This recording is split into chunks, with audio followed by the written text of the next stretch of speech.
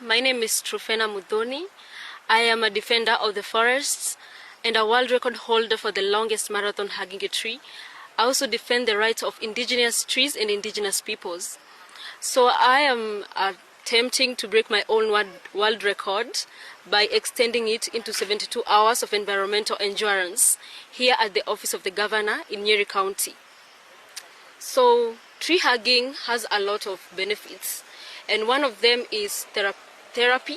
It's very therapeutic, and especially in times where we are experiencing climate injustices and mental health crisis that is directly connected to environmental degradation, like wildfires, droughts, and maybe floods.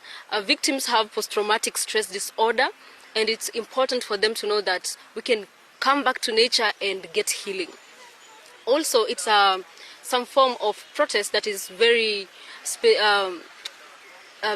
peaceful, and also it's important because it bypasses leaders or all these people that we want them to hear us. It bypasses their defenses because it's peaceful and there's no chaos, so it triggers their humanity. Yeah. And to respond to the cries of indigenous people, of our forests, of our animals and children. Yes, so also I am doing this to also encourage people to make them fall in love with nature so that they do not hurt nature. And also because I believe that conservation begins with love, and that we must nurture 1,000,000 trees before we plant 1,000,000 trees.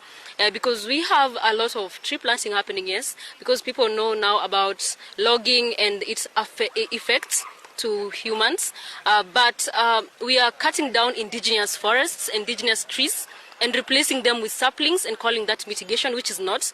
So encouraging people to first protect what we have.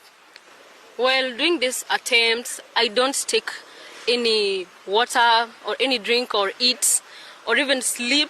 I don't even step out for bathroom breaks because I practice a lot for that.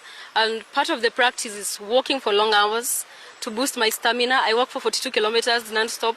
And I've also done mini tree hugs. I've done for 30 hours and also, 35 hours and 60 hours to practice for these 72 hours.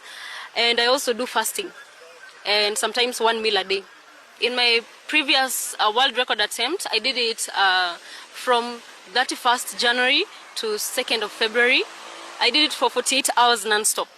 So this one is going to extend to 72 hours. I'm medically fit to do this because you also apply to Guinness World Record and they check if you are fit to do it.